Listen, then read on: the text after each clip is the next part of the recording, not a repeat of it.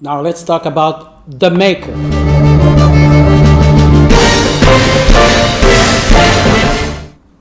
Okay, so the dream, the concept, everything got approved. People accepted to go ahead and move into making it happen. So typically you will sign another type of agreement, which could be a production agreement. We'll see in the contract section the different type of contract you would sign depending on which area you are and which phase you are. I don't want to get into contract now, but let's get into the big block, which is the making of the dream. And of course, the making of the dream could touch different pieces. You would touch, infrastructure. Do we need to change the infrastructure? In the case of a creation, if it's a show, are we creating some sort of package that's going to move around, such as a stage with garments, or are we just going to be bringing our show and use whatever theater and whatever stage equipment that is on there? Are we going to design a theater? Are we going to do something different? Are we going to build a set? So the whole infrastructure pieces will be an important piece that we put. When I say creative content versus definite content, chances are your infrastructure will be in the definite content world.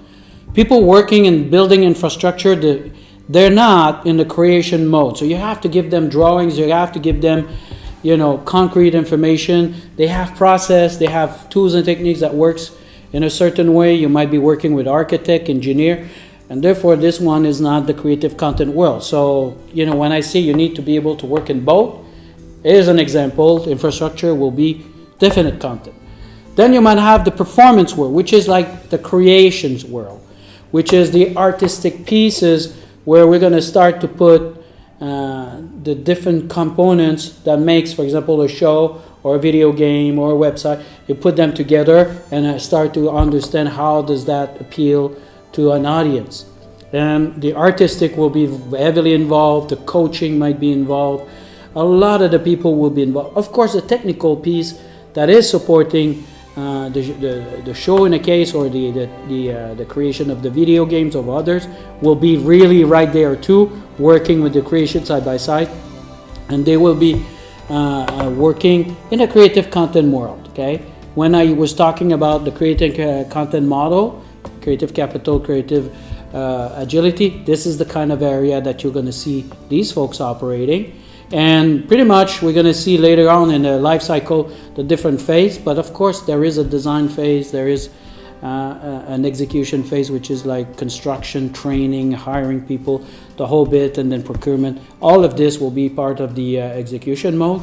And then after that there is the turnover mode, which is bringing down to realization and giving it to people so they could operate it. Sometimes it's the same team, sometimes it's a different team. So we'll talk about this in the life cycle section. Also, one key element, it might be the product that you could derive from the main concept that you've done.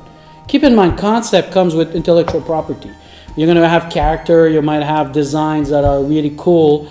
And if you're looking at creation around a movie, like you're looking at all the heroes, type of Captain America and all of these things, there's a lot of potential derived products that appear. Figurines, video games, merchandising like t-shirt, baseball cap, all kind of things that could go around that intellectual property that was used in that creation. Sometimes it starts with a movie, end up with a show, theater, play, animation, video game, so many things that could go around that. So you need to understand that because it's part of the overall realization.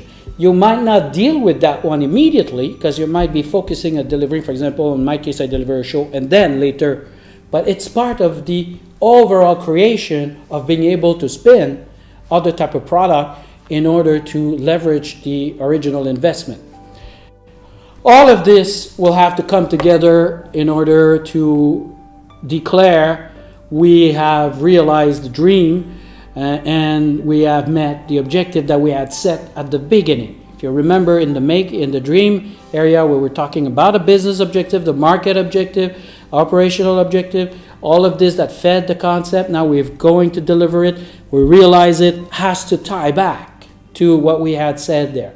And that's the only way we will be able to know the creation is a success. And people sometimes they'll say the success is in box office number. Well, no, maybe in the movie, it's a good example. In a movie, success might be you win an award at the Academy and that's it. And the movie is not really a big box office success, but is a creation success that give a lot of value to a lot of the people that have invested in it, the people that have worked in it, and therefore people are feeling proud of it. And for them, that's success because they are, recognized by their peers, recognized by the audience as an amazing product. And therefore, sometimes that's where the success is. So you got to look into where is the value that people will actually recognize in order for you to understand the success, and that was done at the beginning when you did the dream.